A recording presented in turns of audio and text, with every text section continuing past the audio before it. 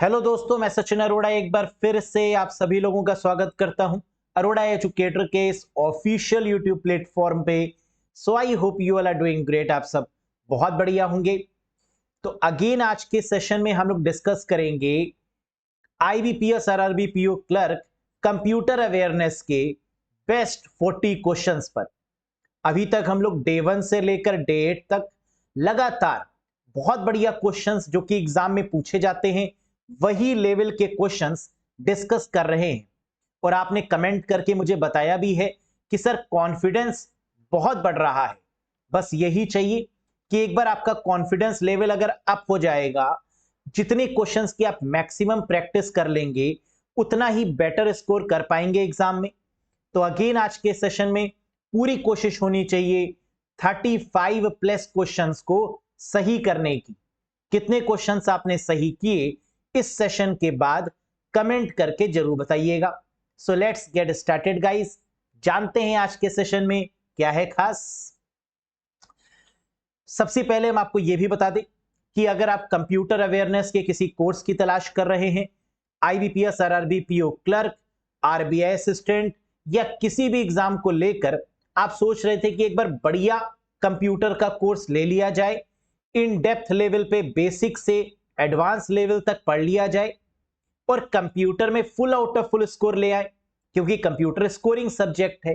तो यहां पर अगर आपने थोड़ा सा भी कंसंट्रेशन बना लिया, थोड़ा सा भी फोकस कर लिया, तो आप बढ़िया तरीके से अच्छा स्कोर कर सकते हैं। कैसे आप ज्वाइन कर सकते हैं इस कोर्स को, जहां पर आपको वीडियोस मिलेंगी, पीडीएफ मिलेगी, मॉक टेस्ट मिलेंगे, प्रीवियस ईयर के क्वेश्चंस मिलेंगे कंप्लीट। इसके अलावा आपको कुछ भी पढ़ने की रिक्वायरमेंट नहीं है, ना कोई दूसरी पीडीएफ, ना कोई दूसरी वीडियोस, ना कोई दूसरी बुक। आप पूरे तरीके से रिलाय कर सकते हैं, डिपेंड कर सकते हैं इस कोर्स पे। कितनी वैलिडिटी है इस कोर्स की? 12 months from the date of purchase. कैसे आप एनरोल कर सकते हैं?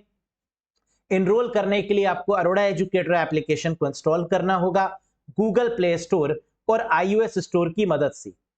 फिर आप इस कोर्स से कनेक्ट हो जाइएगा और किसी भी कंफ्यूजन के रिगार्डिंग कुछ पूछना चाहते हैं, कुछ डिस्कस करना चाहते हैं, कोई क्वेरी है आपकी, तो आप दिए गए व्हाट्सएप पे मुझे मैसेज कर सकते हैं और मैं आपके मैसेज का रिप्लाई जरूर दूंगा। कोई भी आपकी रिक्वायरमेंट है, एक बार मैसेज कर दीजिएगा आप इस व्हाट्सएप नंबर पे और वेट कर लीजिएगा मेरे रिप्लाई का। तो चलिए guys, let's get started. Previous session में एक क्वेश्चन था जो मैंने आपको दिया था क्वेश्चन ऑफ द डे के रूप में, और आप सभी ने इसका आंसर किया है। क्या है ये question? What is the term for malware that is designed to steal crypto currency from a user wallet? उपयोगकर्ता के वॉलेट से क्रिप्टो करेंसी चोरी करने के डिजाइन किए गए मैलवेयर को क्या बोलते हैं? तो क्रिप्टो करेंसी जब चुरा ली जाती है तो इसे, इस तरीके के अपराध को, इस तरीके के मैलवेयर को बोला जाता है क्रिप्टो जैकिंग। क्रिप्टो की hijacking, that is called crypto jacking. So the correct answer is option number 1। तो याद रखिएगा, कभी भी एग्जाम में क्रिप्टो करेंसी के रिगार्डिंग, क्रिप्टो करेंसी मतलब बिटकॉइन, अगर बिटकॉइन या क्रिप्टो करेंसी के रिगार्डिंग कोई मैलवेयर पूछा जाएगा तो आंसर क्या होगा? Crypto jacking is the correct one. Next, आज के सेशन का पहला क्वेश्चन आ चुका है स्क्रीन पर। बैक टू बैक 40 क्वेश्चंस आएंगे, पढ़िए और उनके आंसर देने की कोशिश करिए। पहला क्वेश्चन है, dash is a network management protocol used to dynamically assign an IP address to any device और नोड। डैश एक नेटवर्क प्रबंधन प्रोटोकॉल है जिसका उपयोग किसी भी डिवाइस या नोड को गतिशील रूप से आईपी पता निर्दिष्ट करने के लिए दिया जाता है या किया जाता है। अब इस क्वेश्चन में देखो, सबसे इंपॉर्टेंट क्या है? डायनेमिक असाइन आईपी एड्रेस या फिर ऑटोमेटिक असाइन आईपी एड्रेस, ऐसी कौन सी प्रोटोकॉल है जो आईपी एड्रेस को डायनेमिक असाइन करती है या ऑटोमेटिक असाइन करती है? कभी तो क्वेश्चन में डायनेमिक लिखा होता है और कभी एग्जाम में क्वेश्चन में ऑटोमेटिक लिखा होता है। तो आईपी एड्रेस को ऑटोमेटिक असाइन करने की रिस्पॉन्सिबिलिटी डीएचसीपी की होती है, यानी डायनेमिक होस्ट कॉन्फ़िगरेशन प्रोटोकॉल। तो आंसर क्या हो जाएगा गाइस? Option number 5 DHCP। इसकी फुल फॉर्म भी याद रखिएगा, that is dynamic host configuration protocol. यहां होस्ट का मतलब होता है सर्वर, होस्ट मींस सर्वर, तो dynamic host configuration protocol. Next, dash topology is used for banking sector. Because of this topology, the remote branches can communicate securely with the corporate headquarters or central site. पूछ रहा है आपसे, ऐसी कौन सी topology है जिसका उपयोग बैंकिंग क्षेत्र के लिए किया जाता है, बैंक जिसका यूज करती हैं। इस टोपोलॉजी के कारण दूरस्थ शाखाओं यानी दूर वाली शाखाएं कॉरपोरेट मुख्यालय या केंद्रीय साइटों के साथ सुरक्षित रूप से संचार कर सकती हैं। डेटा कम्युनिकेशन बहुत आसान हो जाएगा बैंकिंग के बीच में, बैंक्स के बीच में, इस टोपोलॉजी की मदद से। तो आंसर क्या होगा guys? Very good, star topology. तो बैंकिंग सेक्टर जिस टोपोलॉजी का यूज करती है वो है स्टार। स्टार टोपोलॉजी की खास बात क्या है? इसका जो बीच का हिस्सा होता है यानी जो सेंट्रल पॉइंट होता है, इसमें हब लगा होता है और इसी हब से सारी डिवाइसेस, सारे नोड्स कनेक्टेड होती हैं। तो याद रखिएगा, बैंकिंग सेक्टर मतलब स्टार टोपोलॉजी और स्टार टोपोलॉजी मतलब हब डिवाइस का यूज किया जाता है। Very good. Next, it is the process that convert an image of text into a machine readable text format. बहुत बार पूछा गया क्वेश्चन। यह वह प्रक्रिया है जो टेक्स्ट की एक छवि को मशीन पठनीय टेक्स्ट प्रारूप में परिवर्तित करती है। इसका मतलब क्वेश्चन पूछा जा रहा है कि ऐसी कौन सी डिवाइस है या ऐसा कौन सा प्रोसेस है जो कन्वर्ट कर रहा है इमेज को किसमें? टेक्स्ट फॉर्मेट में, कंप्यूटर रीडेबल या मशीन रीडेबल टेक्स्ट फॉर्मेट में। तो इमेज को टेक्स्ट में कन्वर्ट करने की रिस्पॉन्सिबिलिटी किसकी है? MICR, BCR, both of these, OCR या multiplexer? Very good, and the correct answer is OCR, optical character recognition. OCR की मदद से हम किसी भी इमेज में चेंजेस कर सकते हैं। इमेजेस में चेंजेस करने के लिए, जैसे मार्कशीट है, जैसे कोई रेलवे टिकट है, उसमें बदलाव करना है, आपको एडिटिंग करनी है, पॉसिबल है। और ये किसके थ्रू पॉसिबल है? OCR के थ्रू। OCR एक सॉफ्टवेयर भी है, ये एक डिवाइस भी है और ये एक प्रोसेस भी है जिसके थ्रू हम टेक्स्ट फाइल को, इमेज को, किसको? इमेज को कन्वर्ट करते हैं किसमें? टेक्स्ट फॉर्मेट में या कंप्यूटर रीडेबल फॉर्मेट में। समझ में आ गया? Very good. OCR की फुल फॉर्म भी याद रखिएगा, optical character recognition is the correct answer. Next, which statement is incorrect about MAC address? ऐसे ही क्वेश्चन मिलेंगे आपको। इनमें से कौन सा ऑप्शन करेक्ट है, इनमें से कौन सा ऑप्शन इनकरेक्ट है, ऐसे ही स्टेटमेंट वाले क्वेश्चंस देखने को मिलते हैं। बताइए, मैक एड्रेस के बारे में कौन सा कथन गलत है? मैक एड्रेस जिसकी फुल फॉर्म है media access control address. MAC address media access control address. तो पढ़ते हैं एक एक करके। It consist of 12 hexadecimal digit. क्या मैक एड्रेस 12 हेक्साडेसिमल डिजिट का होता है? यस, बिल्कुल सही है, 12 डिजिट का होता है और हेक्साडेसिमल फॉर्मेट में होता है। दूसरा, MAC address never change on their own. MAC address कभी भी अपने आप नहीं बदलता है, यह बात भी बिल्कुल करेक्ट है, यह फिक्स होता है, यह परमानेंट होता है। Found on NIC card. क्या MAC address network interface card यानी NIC के ऊपर लिखा होता है? यस, ये बात भी करेक्ट है।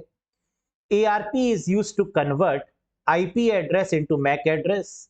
ये बात भी करेक्ट है कि एड्रेस रेजोल्यूशन प्रोटोकॉल का इस्तेमाल किया जाता है IP एड्रेस को मैक एड्रेस में कन्वर्ट करने के लिए। लास्ट वाला पॉइंट बचा, इसको भी देख लेते हैं। MAC address is 128 bit address. ये गलत है, क्योंकि हम जानते हैं कि मैक एड्रेस 48 बिट का होता है, 128 बिट का नहीं। सो द करेक्ट आंसर इज, इनमें से इनकरेक्ट कौन सा है? लास्ट वाला, बिकॉज मैक एड्रेस 48 बिट का होता है और IPv6 128 बिट का। Very good. Next, the buffer memory is mainly located in dash of a computer. Buffer memory मुख्य रूप से कंप्यूटर के डैश में स्थित होती है। बताइए, रोम, हार्ड डिस्क, रजिस्टर, रैम या कैशे मेमोरी? बफर मेमोरी होती क्या है? जब हम इंटरनेट पर किसी भी डेटा को डाउनलोड कर रहे होते हैं, तो हम सपोज करिए 20% डेटा हमारा डाउनलोड हो गया है, तो हम उसको वॉच कर सकते हैं। ये 20% जो डेटा है, ये कहां पर लोड हुआ? रोम में, हार्ड डिस्क में, रजिस्टर में, रैम या कैशे मेमोरी में? कहां पर? यही है आपकी buffer memory, temporary memory. Very good, and the correct answer is RAM. Buffer memory temporary होती है और ये रैम का ही एक हिस्सा होती है। तो जब तक हम किसी भी फाइल को डाउनलोड करते हैं और उसको प्ले कर लेते हैं, अगर पूरी डाउनलोड हो जाएगी वो फाइल, तो हार्ड डिस्क में आ जाएगी। लेकिन जब तक वो फाइल पूरी डाउनलोड नहीं होती, तब तक वो बफर मेमोरी में रहती है। तो बफर मेमोरी किसका हिस्सा है? रैम का, यानी रैम में ही होती है buffer memory. So the correct answer is random access memory. समझ में आया? Very good. क्वेश्चन नंबर 6, इस तरीके का क्वेश्चन 100% मिलेगा आपको। क्या है ये question? Which Microsoft operating system released after Windows Vista? बताइए, विंडोज विस्टा के बाद कौन सा माइक्रोसॉफ्ट ऑपरेटिंग सिस्टम जारी किया गया? विंडोज विस्टा के बाद कौन सा आया वर्जन, ये आपको बताना है। Windows 7, Windows 8, Windows XP, Windows 2000 या विंडोज 11? बताइए। तो विंडोज विस्टा के बाद में आया विंडोज 7। अगर आपको ये सीक्वेंस पता होगा तो आप करेक्ट आंसर लगा देंगे। विंडोज विस्टा के बाद क्या आया? विंडोज 7। तो ये पूरी सीक्वेंस क्या है? विंडोज ME, जिसको विंडोज मिलेनियम के नाम से जाना जाता है, फिर विंडोज XP, जिसे एक्सपीरियंस बोलते हैं, तो विंडोज XP का मतलब एक्सपीरियंस, विंडोज विस्टा, फिर विंडोज 7, विंडोज 8, विंडोज 8.1, विंडोज 10 और लेटेस्ट है विंडोज 11। तो ये याद रखिएगा सीक्वेंस। क्वेश्चन क्या था कि विंडोज विस्टा के बाद में कौन सा आया? तो करेक्ट आंसर मिल गया, that is Windows 7। Very good. Next, MS-DOS support file name up to dash characters in length. MS-DOS यानी माइक्रोसॉफ्ट डिस्क ऑपरेटिंग सिस्टम है ना, MS-DOS की फुल फॉर्म डैश वर्ण तक फाइल नाम का समर्थन करता है। तो कितने कैरेक्टर्स की फाइल हो सकती है MS-DOS के केस में? 8 कैरेक्टर्स की। फाइल का नाम 8 कैरेक्टर से ज्यादा नहीं हो सकता। तो मैक्सिमम कितने कैरेक्टर्स गाइस? 8 कैरेक्टर्स। ग्रेट।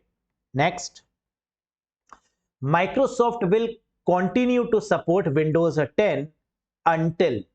इस तरीके का भी एक क्वेश्चन देखा जाता है एग्जाम में कि ये ऑपरेटिंग सिस्टम की सपोर्ट कब एंड हो रही है।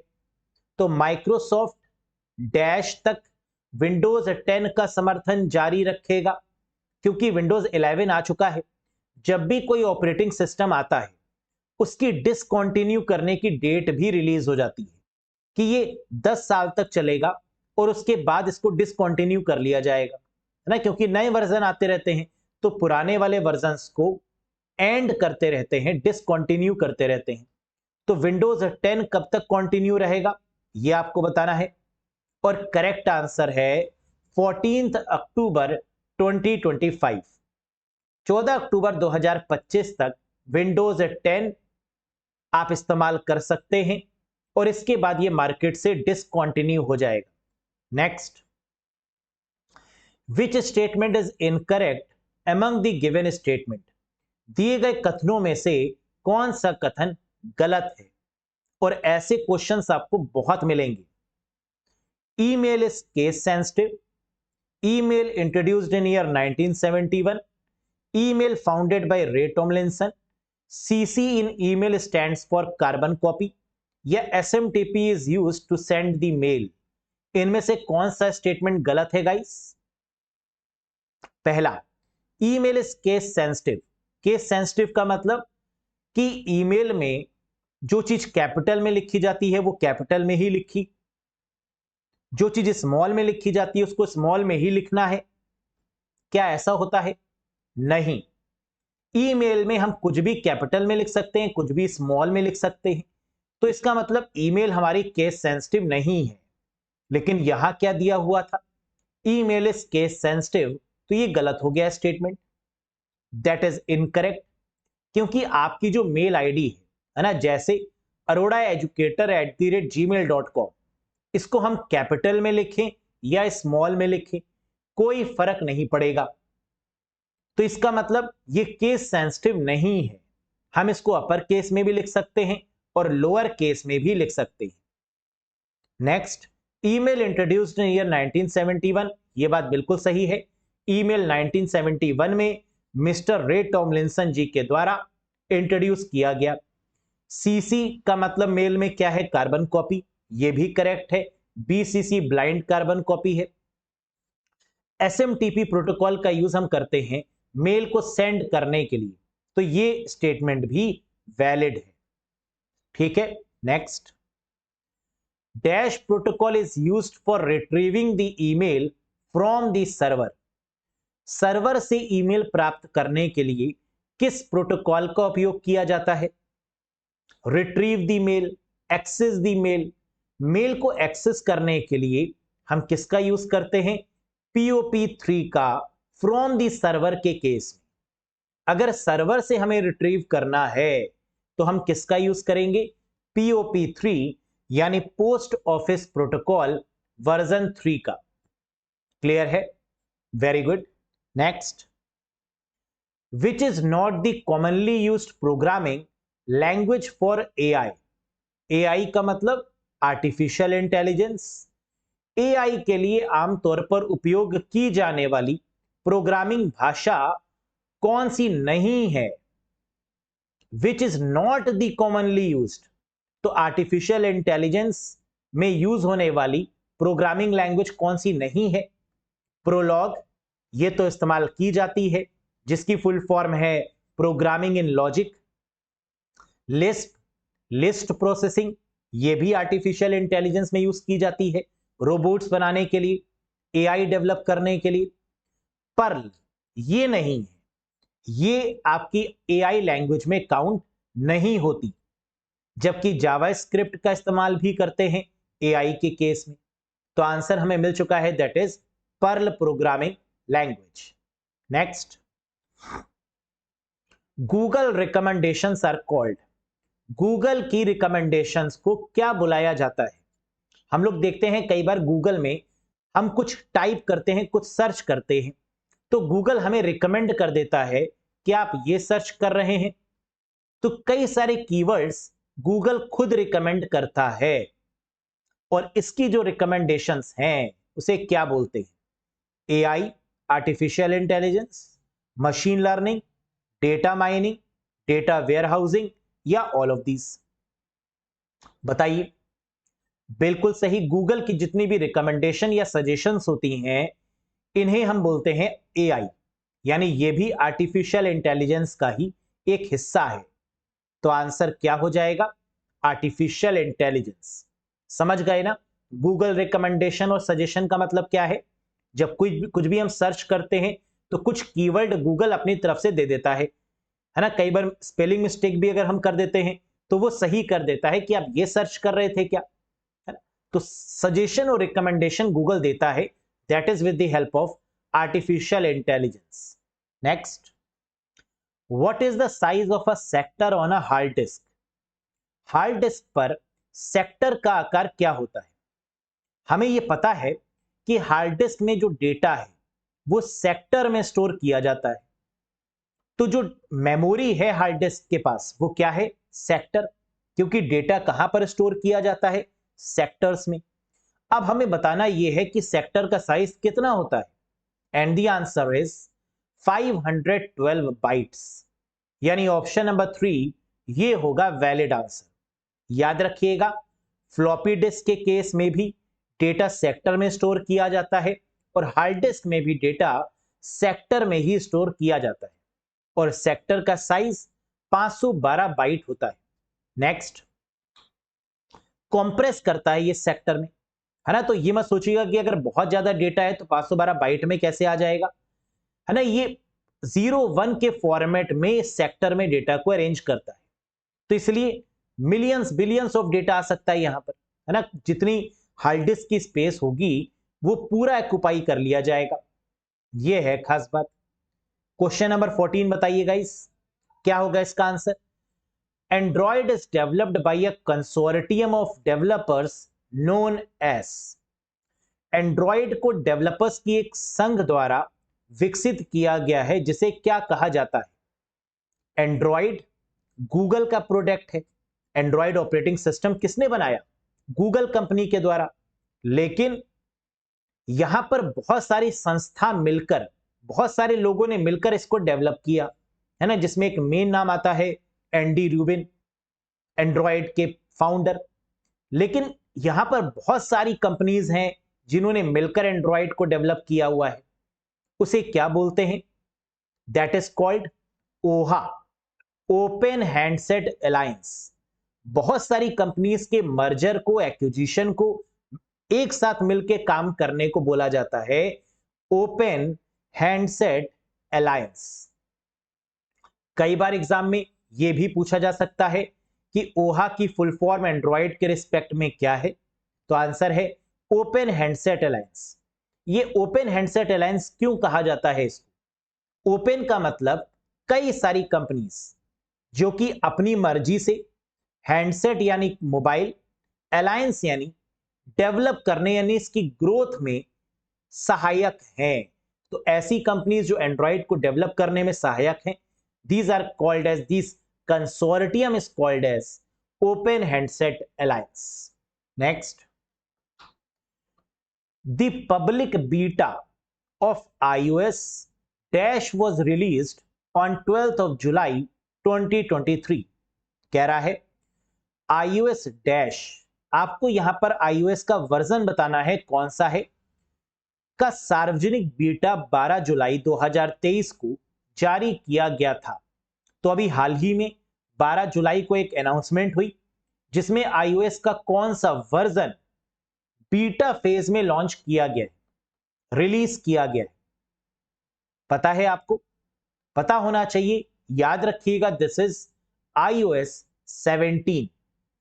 iOS 17 मार्केट में आ चुका है, बीटा टेस्टिंग के लिए रिलीज किया जा चुका है 12 जुलाई 2023 को। तो new version of iOS is iOS 17. Next, the system of 32-bit number IP addressing is known as। 32-bit number IP addressing की प्रणाली को किस नाम से जाना जाता है? तो आईपी एड्रेस में 32 बिट का कौन सा आईपी एड्रेस होता है? IPv4 32 bit. तो आंसर क्या होगा guys? Second option IPv4। 32 bit का, 32 बिट का, IPv6 128 बिट और MAC address, very good, that is 48 bit. Next, in HTML page, कह रहा है हाइपर टेक्स्ट मार्कअप लैंग्वेज में apart from B tag, B मतलब bold, which of the following make the text bold. B tag के अलावा ऐसा कौन सा टैग है HTML में जो बोल्ड करने में मदद करता है? हम जानते हैं HTML जिसकी मदद से हम वेबसाइट डेवलप करते हैं, बोल्ड टैग के साथ साथ हम इसकी जगह पर स्ट्रॉन्ग टैग का यूज भी कर सकते हैं। तो या तो बोल्ड का यूज करते हैं बी के फॉर्म में, या फिर बोल्ड करने के लिए स्ट्रॉन्ग टैग का यूज करते हैं। तो ये एक दूसरे के क्या है, ऑल्टरनेटिव है। Next, most mail programs automatically complete the following two part in an email. अधिकांश मेल प्रोग्राम स्वचालित रूप से ईमेल में निम्न दो भाग को पूरा करते हैं। मतलब ईमेल में हमें एंटर करने की रिक्वायरमेंट नहीं होती। ऐसे दो भाग कौन से हैं जो पहले से ही फिल होते हैं, जो ऑटोमेटिकली कंप्लीट होते हैं? बताइए। And the correct answer is from और डेट। ये पहले से ही असाइन होते हैं। जैसे अगर हम किसी को मेल भेज रहे हैं तो फ्रॉम मतलब कौन मेल भेज रहा है, सेंडर का एड्रेस, ये लिखने की रिक्वायरमेंट नहीं होती, सिर्फ रिसीवर का एड्रेस लिखते हैं, है ना। कौन रिसीव करेगा, टू में उसका एड्रेस लिखते हैं। तो फ्रॉम लिखने की रिक्वायरमेंट नहीं होती है और डेट भी मेंशन नहीं करते, डेट भी ऑटोमेटिकली मेंशन हो जाती है। तो फ्रॉम एंड डेट ये दोनों हमारे ऑटोमेटिकली असाइन होते हैं ईमेल एड्रेस को। Next, using antivirus software is. Antivirus software का उपयोग करना किन उपायों के अंतर्गत आता है? Preventive measures, detective measures, corrective measures, all of these या नन ऑफ दीज? एंटीवायरस क्या करता है? प्रिवेंट करता है, डिटेक्ट करता है, करेक्ट करता है या ये तीनों करता है? करेक्ट आंसर है प्रिवेंटिव मेजर है, बचाता है वायरस से। तो बचाता है इसका मतलब ये मैलवेयर से या वायरस से हमें बचाता है, हमारे सिस्टम यानी गैजेट को सेव करता है। तो it means this comes under the category of preventive measure, right. Antivirus के एग्जांपल जैसे Panda, Avast, Avira, AVG, Norton, Kaspersky, F secure, McAfee, Bitdefender, ये सब आपके एंटीवायरस हैं जिनका इस्तेमाल कंप्यूटर में किया जाता है। और एंटीवायरस किस तरीके के सॉफ्टवेयर होते हैं? Which type of software an antivirus is? बताइए। And the answer is utility software, जो कि सिस्टम सॉफ्टवेयर का ही एक हिस्सा है। यूटिलिटी सॉफ्टवेयर जो आपके सिस्टम की परफॉर्मेंस को इंक्रीज करते हैं, these are called as utility software. और अगर एंटीवायरस होगा तो क्या सिस्टम की परफॉर्मेंस इंक्रीज होगी? बिल्कुल होगी, क्योंकि मैलवेयर नहीं आ पाएगा, वायरस नहीं आ पाएगा, तो सिस्टम की परफॉर्मेंस क्या होगी? इंक्रीज होगी। Next, the keyboard shortcut to restart your computer. आपके कंप्यूटर को रीस्टार्ट करना, इसके लिए कौन सी शॉर्टकट की का यूज होता है? रीस्टार्ट का मतलब क्या है? Warm booting. वार्म बूट करने के लिए या रीस्टार्ट करने के लिए कंट्रोल ऑल्ट और डिलीट इस शॉर्टकट की का यूज करते हैं और सिस्टम रीस्टार्ट हो जाता है। So the correct answer is 3 finger key, that is called control alt delete. Next, 21, date and time are available on the desktop at. Desktop पर दिनांक और समय किस स्थान पर उपलब्ध है? बताइए। कंप्यूटर में जो हमें डेट और टाइम दिखता है, जिसको डिस्प्ले करने की रिस्पॉन्सिबिलिटी सीमॉस की होती है, complementary metal oxide semiconductor, SD RAM की मदद से हमें डेट और टाइम डिस्प्ले करती है। तो बताना क्या है कि ये कहां पर दिखता है हमें? माई कंप्यूटर में, टास्क बार में, रिसाइकिल बिन में, 1 and 3 या 1 and 2? बताइए। Very good, and the correct answer is task bar.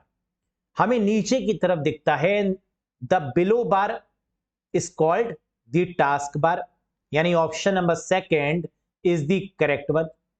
ये जो टास्क बार का ये एरिया है जहां हमें दिखता है डेट और टाइम, इसको नोटिफिकेशन एरिया भी बोलते हैं। इसको एक्शन सेंटर के नाम से भी जानते हैं। या तो नोटिफिकेशन एरिया बोल दीजिए, या करंट ऑपरेटिंग सिस्टम के according this is called action centre, जहां हमें डेट दिख रही है, टाइम दिख रहा है, बैटरी स्टेटस दिख रहा है, हमें वाईफाई का स्टेटस दिख रहा है, साउंड का ऑप्शन है। ये जो पैनल है नीचे वाला, this is called notification area या action centre. Next, how to view the source code of a website. किसी भी वेबसाइट का सोर्स कोड देखने की शॉर्टकट की क्या है, बताइए। सोर्स कोड क्या होता है? वो कोड जो प्रोग्रामर लिखता है ना, that is called source code. The code which was written by the programmer is called source code. और सोर्स कोड देखने की वेबसाइट पर जो शॉर्टकट की है वो है Ctrl+U। कंट्रोल के साथ यू दबाएंगे तो जो सोर्स कोड है वेबसाइट का कुछ HTML फॉर्मेट में हमें इस तरीके से दिख जाएगा, है ना। ये जो कोडिंग होती है कैसी होती है? Hyper text markup language, HTML coding के फॉर्मेट में दिख जाएगा हमें। नेक्स्ट, वीडियो ग्राफिक्स एरे यानी VGA। VGA की फुल फॉर्म क्या है? Video graphics array. ये एक पोर्ट है, तो VGA पोर्ट या VGA connector are those which connect the monitor to the computer video card and has dash holes. कह रहा है वीडियो ग्राफिक एरे कनेक्टर वे होते हैं जो मॉनिटर को कंप्यूटर के वीडियो कार्ड से जोड़ते हैं।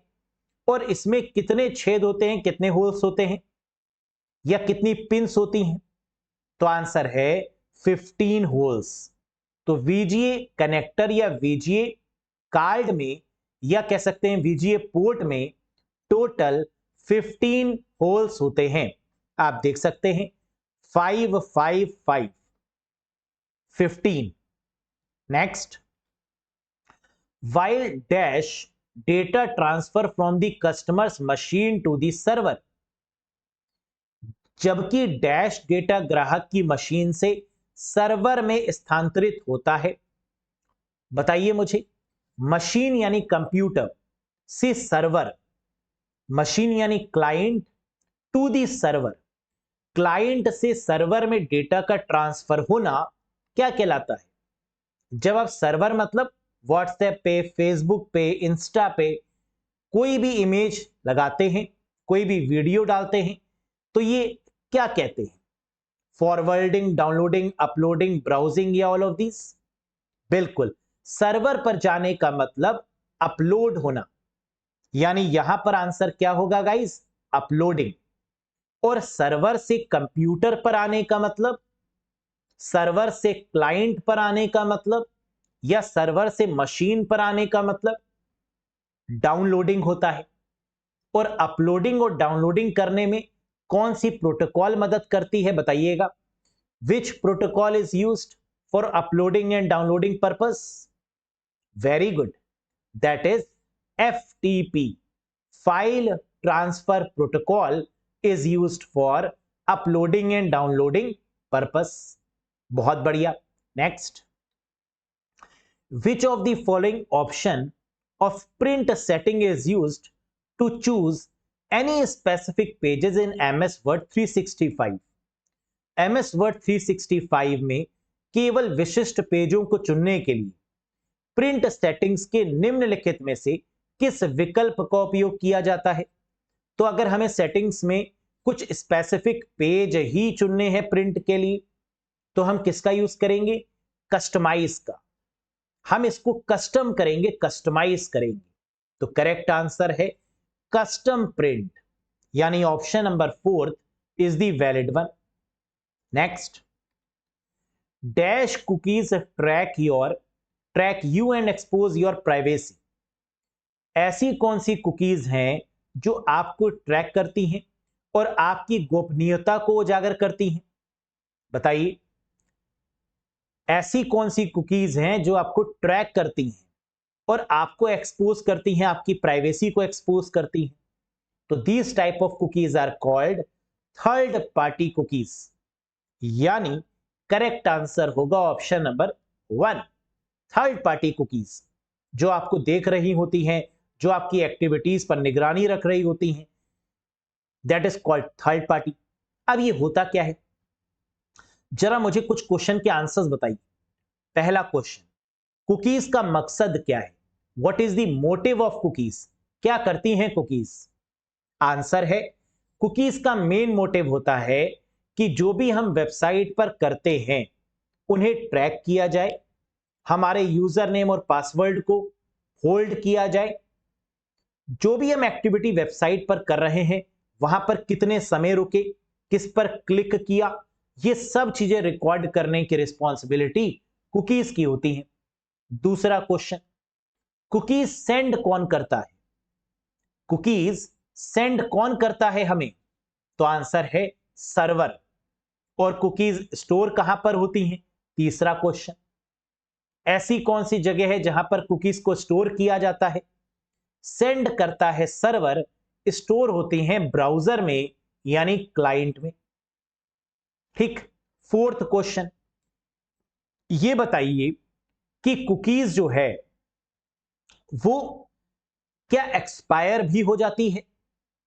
कि ये टेम्परेरी होती है या परमानेंट होती है? कुकीज का नेचर कैसा होता है? इट इज टेम्परेरी और it is permanent in nature? तो आंसर है, cookies are temporary in nature. ये डेटा को होल्ड करती हैं और सर्वर को देती जाती हैं। तो यानी क्लाइंट में ये बहुत ज्यादा स्टोर नहीं होती। हम क्लाइंट पर तो इसको डिलीट भी कर सकते हैं, लेकिन सर्वर के प्रोस्पेक्टिव से ये परमानेंट होती है, क्लाइंट के प्रोस्पेक्टिव से ये टेम्परेरी होती है। तो ऐसी कुछ बातें आपको याद रखनी होंगी, क्योंकि कुकीज से क्वेश्चन आता जरूर है। Next, which among the following devices is also known as VDU, Visual Display Unit? निम्नलिखित में से किस डिवाइस को विजुअल डिस्प्ले यूनिट के रूप में भी जाना जाता है? वीडियो का दूसरा नाम क्या है? Printer, scanner, trackball, monitor या none of these? And the correct answer is monitor. Visual display unit को स्क्रीन या मॉनिटर के नाम से भी जानते हैं, जैसे CRT, cathode ray tube, LCD, liquid crystal display, LED, light emitting diode, TFT, thin film transistor, plasma. ये सब हमारी क्या है? स्क्रीन हैं, मॉनिटर हैं, या फिर वीडियो कह सकते हैं, visual display unit. Next, dash virus are embedded in a system's memory so it can be reactivated if the original virus is deleted. Dash virus एक सिस्टम की मेमोरी में होता है, इसलिए यदि मूल वायरस को हटा दिया जाए तो इसे फिर से सक्रिय किया जा सकता है। सिस्टम की मेमोरी का मतलब है रैम। ऐसा कौन सा वायरस है जो रैम में रहता है? सिस्टम की मेमोरी में रहता है, एंड दैट इज कॉल्ड, रहने का मतलब रेसिडेंट। एड्रेस को क्या बोलते हैं? आप कहां के निवासी हैं, रेसिडेंस, आपका रेसिडेंस कहां है। तो रेसिडेंट का मतलब जो रैम में रहते हैं वायरस, उनको बोलते हैं रेसिडेंट वायरस। समझ में आ गया? तो फिर से देखिए, resident virus are embedded in a system's memory, ये रैम में होते हैं, so it can be reactivated, जिससे कि ये दोबारा एक्टिवेट हो पाए, if the original virus is deleted. तो अगर ओरिजिनल वायरस डिलीट हो जाता है तो ये दोबारा से एक्टिवेट हो जाते हैं। तो that reside in the RAM. कई बार ये भी पूछते हैं कि रेसिडेंट वायरस कहां पे मिलता है, कहां रहता है? तो आंसर होगा रैम में, मेन मेमोरी में, प्राइमरी मेमोरी में। Next, dash is the oldest type of CPU, central processing unit. Dash central processing unit का सबसे पुराना प्रकार है। Triple core, single core, dual core, quad core या नन ऑफ दीज? हम जानते हैं कि जब हम प्रोसेसर की बात करते हैं तो वहां ट्रिपल, सिंगल, डुअल, क्वाड, ये सारे तरीके के प्रोसेसर होते हैं, लेकिन सबसे पुराने तरीके का जो प्रोसेसर है that is called single core. Normal core या सिंगल कोर प्रोसेसर ये सबसे ओल्डेस्ट है। Next, which of the following is math and trigonometric function available in MS Excel 365. MS Excel 365 में निम्नलिखित में से कौन सा गणित और त्रिकोणमिति कार्य उपलब्ध करवाता है? तो मैथ्स एंड ट्रिग्नोमेट्री में यूज होने वाला जो MS Excel फंक्शन है वो कौन सा है गाइस? एब्सोल्यूट, जिसे बोला जाता है ABS फंक्शन। तो ABS फंक्शन क्या करता है? मैथमेटिकल और ट्रिग्नोमेट्रिक फंक्शंस को परफॉर्म करता है। Next, which among the following generations of computer use the technology of transistor for the first time? निम्नलिखित में से किस पीढ़ी के कंप्यूटर ने पहली बार ट्रांजिस्टर की तकनीक का उपयोग किया? तो vacuum tube first generation, transistor second generation. तो आंसर क्या होगा? Second, that is transistor. Next, which among the following keyboard shortcut is used to bookmark the current web page on the web browser? बताइए, बहुत सरल question है। कह रहा है ऐसी कौन सी शॉर्टकट की है जिसकी मदद से हम वेब पेज यानी वेबसाइट पर बुकमार्क ले सकते हैं, ब्राउजर पर बुकमार्क कर सकते हैं, किसी वेबसाइट को बुकमार्क कर सकते हैं। That is control D for the bookmark purpose. ये क्वेश्चन ऐसे भी पूछते हैं कि control D shortcut key is used in website और in web page for which purpose? Control D का इस्तेमाल वेबसाइट या वेब पेज पर क्यों किया जाता है? तो आंसर क्या होगा? For the bookmark purpose. Bookmark को कई बार फेवरेट्स भी बोलते हैं, तो कई बार बुकमार्क नहीं होता, फेवरेट्स दिया होता है ना, तो फेवरेट्स करेक्ट हो जाएगा, क्योंकि पहले इसको कई बार आपको अलग अलग ब्राउजर में किसी में बुकमार्क मिलता है, किसी में फेवरेट भी मिलता है ना। जैसे इंटरनेट एक्सप्लोरर, वहां फेवरेट के नाम से होता है, तो याद रखिएगा bookmark is also called as favourite. Next, which of the following keyboard shortcut is used to close MS Word 365 document? MS Word 365 दस्तावेज यानी डॉक्यूमेंट को बंद करने के लिए निम्न में से किस कीबोर्ड शॉर्टकट का उपयोग किया जाता है? बताइए। क्लोज करने के लिए, बंद करने के लिए Alt F4 for the close purpose, चाहे एप्लीकेशन को बंद करने की बात हो या फिर सिस्टम बंद करने की, शटडाउन का केस, तो भी क्या होता है? Alt F4। पहले Alt F4 से सारी एप्लीकेशंस बंद हो जाती हैं और फिर फाइनली हम सिस्टम को भी शटडाउन कर सकते हैं Alt F4 की मदद से।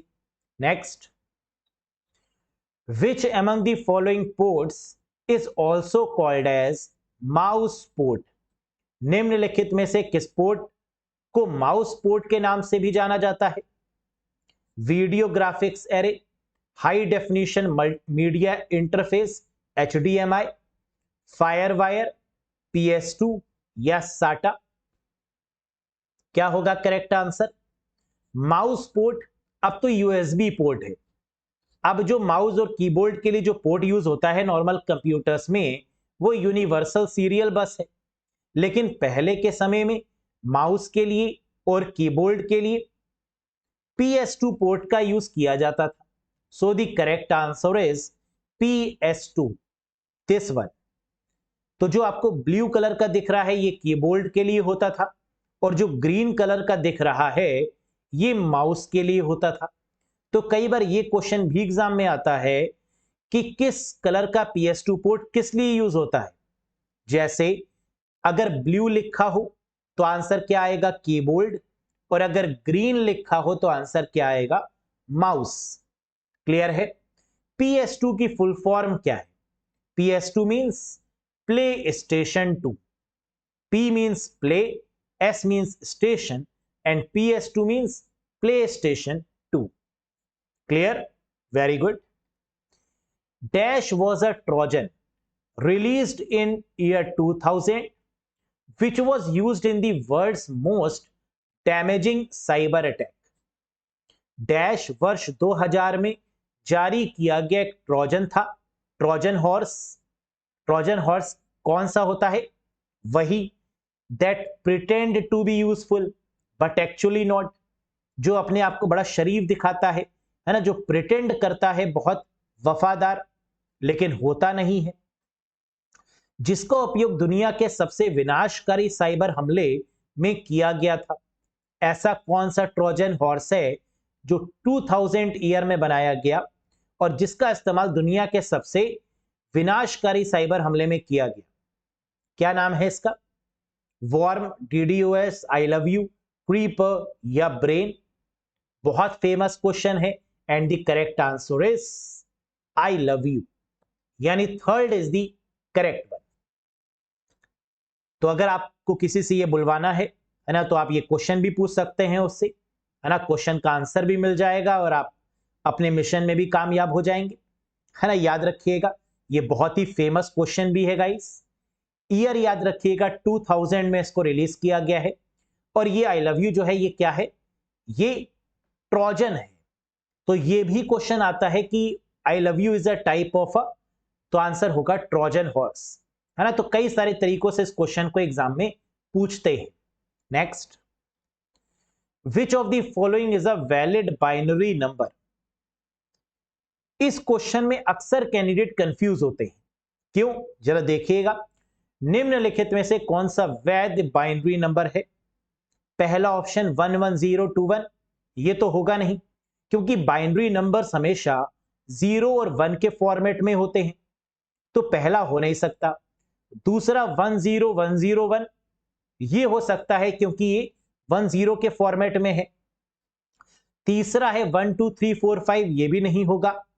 फोर्थ है 11111, ये भी हो सकता है बाइनरी नंबर। और फिफ्थ दिया हुआ है नन ऑफ दीज। अब यहां पर कैंडिडेट कंफ्यूज हो जाते हैं सेकंड और फोर्थ के बीच में, क्योंकि सेकंड भी बाइनरी है और फोर्थ भी बाइनरी है, लेकिन बाइनरी नंबर बेटर वो होता है जिसमें 1 और 0 दोनों का इस्तेमाल हो रहा हो। तो वैसे तो फोर्थ भी होगा और सेकंड भी, लेकिन अगर दोनों में से हमें एक चुनना हो, सेकंड ऑप्शन और फोर्थ में से एक चुनना हो, तो हम चुनेंगे उस नंबर को, उस बाइनरी नंबर को जिसमें 0 भी होगा और 1 भी होगा। तो हमें मिल चुका है, that is second option 10101, that is the valid binary number. समझ में आया? Very good. Next, 3-bit binary number can be represented by. 3 bit binary संख्याओं को किसके द्वारा दर्शाया जा सकता है? Binary number, decimal number, hexadecimal number, octal number या नन ऑफ दीज? अब अगर 3 बिट की बात हो रही है तो हम मान लेते हैं कि 3 बिट में मैक्सिमम क्या होगा? 1, 2 और 4। 1 to 4 मतलब 2 की पावर 0, 2 की पावर 1 और 2 की पावर 2। तो 2 की पावर 0 1, 2 की पावर 1 2 और 2 की पावर 2 4। तो यानी 1, 2 और 4, 1 2 4 को प्लस करेंगे, क्या मिलेगा? 7। किसकी रेंज 0 से 7 तक होती है? ऑक्टल की। तो इसका मतलब 3 बिट बाइनरी संख्या को किसके द्वारा दर्शाया जा सकता है? ऑक्टल नंबर के द्वारा। तो करेक्ट आंसर होगा ऑप्शन नंबर 4। नहीं समझ में आया? एक बार फिर से समझिए। कह रहे 3 बिट होगा, 3 बिट का मतलब 2 की पावर 0, 2 की पावर 1 और 2 की पावर 2। इनको प्लस करिए, 2 की पावर 0 मतलब 1, 2 की पावर 1 मतलब 2 और 2 की पावर 2 मतलब 4। तो 1, 2 और 4 को जब आप प्लस करेंगे क्या मिलेगा? 7। 7 का मतलब क्या है? किसकी रेंज 7 होती है? ऑक्टल का बेस होता है 8 और रेंज होती है 0 से 7। तो आंसर मिल गया ना, ऑक्टल नंबर। या आप ऐसे भी कह सकते हैं, नंबर सिस्टम अगर आपने पढ़ा है तो ऑक्टल में कन्वर्जन के लिए, ऑक्टल नंबर अगर दिया हो और उसका कन्वर्जन आपको करना हो तो 3-3 के पेयर निकाल लेते हैं। तो 3-3 के पेयर का मतलब भी यही होता है 3 बिट बाइनरी नंबर्स। ऐसे देखिए या ऐसे देखिए, है ना, दोनों से आंसर हमें मिल रहा है octal number 3 bit binary number के केस। क्लियर है? Very good. Which number are used extensively in micro processor work. कह रहा है ऐसा कौन सा नंबर है जिसका एक्सटेंसिव इस्तेमाल किया जाता है माइक्रो प्रोसेसर के लिए। माइक्रो प्रोसेसर कार्य में किस संख्या का व्यापक रूप से उपयोग किया जाता है। माइक्रो प्रोसेसर के केस में हम ऑक्टल यूज करते हैं, हेक्साडेसिमल नंबर यूज करते हैं, बाइनरी यूज करते हैं, डेसिमल यूज करते हैं, या ऑल ऑफ दीज? बताइए। Very good. माइक्रो प्रोसेसर के केस में ज्यादातर हम हेक्साडेसिमल नंबर का यूज करते हैं। माइक्रो प्रोसेसर की बात करें, IPv6 एड्रेस की बात करें, या फिर मैक एड्रेस की, इन सभी जगह पर हम लोग हेक्साडेसिमल का ही यूज करते हैं। कहां कहां? माइक्रो प्रोसेसर के केस में, IPv6 में और मैक एड्रेस में। ये सब हेक्साडेसिमल फॉर्मेट में होते हैं। क्लियर है? तो आंसर क्या होगा? Hexadecimal. Next, which of the following is a popular Linux distribution supported by IBM? Linux क्या है? ऑपरेटिंग सिस्टम, जिसकी फुल फॉर्म है लाइनेक्स डिस्ट्रो या Linux distribution. Linux operating system को शॉर्ट में लाइनेक्स बोलते हैं, लेकिन इसकी जो करेक्ट स्पेलिंग है वो है लाइनेक्स डिस्ट्रीब्यूशन। निम्नलिखित में से कौन सा IBM द्वारा समर्थित एक लोकप्रिय लाइनेक्स वितरण है? तो IBM द्वारा सपोर्ट किया गया जो लाइनेक्स ऑपरेटिंग सिस्टम का जो वर्जन है दैट इज रेड हैट, यानी option number 1 is the valid one. याद रखिएगा, रेड हैट क्या है? लाइनेक्स का ही एक वर्जन है। Next, communication between a computer and a keyboard involves dash transmission। Computer और कीबोर्ड के बीच में संचार में डैश ट्रांसमिशन शामिल होता है। Automatic, half duplex, full duplex, simplex, या ऑल ऑफ दीज?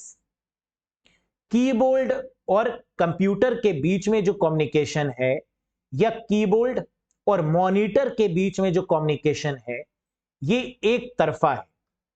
कीबोर्ड से टाइप करेंगे, मॉनिटर या कंप्यूटर में दिखेगा, and that is called simplex, यानी option number 4 is the valid one.